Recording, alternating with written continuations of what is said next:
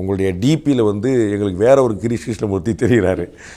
நேரில் பேசும்போது வேற ஒரு கிரீஷ், கிட்டத்தட்ட வந்து ஒரு கோட் சூட் போட்ட ஒரு சாமியார் ரேஞ்சுக்கு நீங்கள் பேசுகிறீங்க, ஒரே ஃபிலாசபியாக பேசுகிறீங்க. இந்த முதல்ல இந்த இரண்டு முகங்களில் எது திருமுகம், எது ஒரிஜினல் முகம், அதை நான் தெரிஞ்சுக்க விரும்புகிறேன்.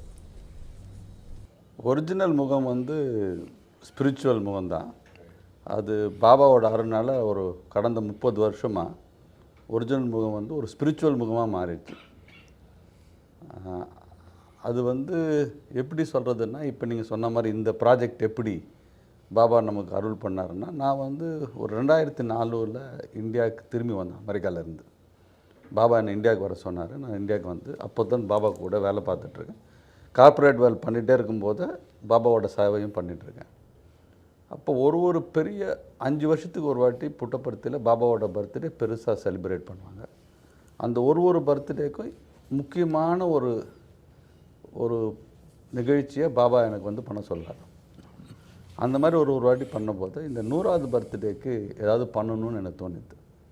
அப்படி தான் இந்த ப்ராஜெக்ட் ஸ்டார்ட் ஆச்சு. ரொம்ப இன்ட்ரெஸ்டிங்கான விஷயம். நான் பார்த்துருக்கேன், இந்த மாதிரி பாபாவுடைய டிவோட்டீஸ் ஃபாலோவர்ஸ் எல்லாருமே வந்து எது சொன்னாலும் பாபா சொன்னார், பாபா சொன்னார், பாபா அப்படிலாம் சொல்லியிருப்பாரான்னு எனக்கு டவுட் வந்துடும். அவங்க வந்து நேச்சுரல் லைஃப்பில், கேஷுவல் லைஃப்பில், வீட்டில் இதில் பாபா உத்தரவாச்சு, பாபா அப்படி சொன்னாங்க, பாபா அது வேண்டான்ட்டாங்கன்னு பாபா அவங்கள்ட்டலாம் பேசுவாரான்னு அது கொஞ்சம் அது பார்க்குறதுக்கு கொஞ்சம் ஓவராக இருக்கிற மாதிரி தெரியலையா? ஸோ பாபாவோட வழிமுறை வந்து மல்டிடியூட் லெவல்.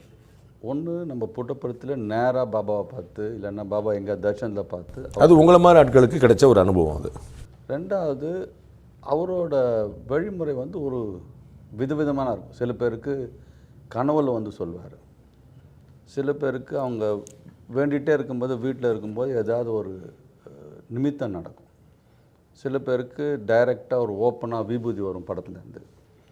அந்த மாதிரி அவரோட வழிமுறைகள் வந்து நம்மளால் அது கணக்கிட முடியாது.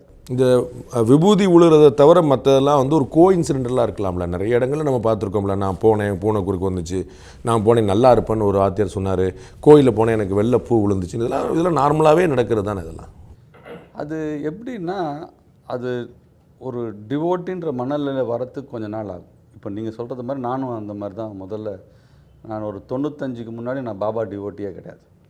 சொல்லப்போனால் நான் வந்து பாபாவை எதிர்த்து நிறையா என்ன சின்ன வயசில் பேசுகிறேன். இந்த மாதிரி தான் அது என்னமோ பாபாவோட அருள் பூரா எதிர்க்கிறவங்களுக்கு தான் நிறையா கிடைக்குது.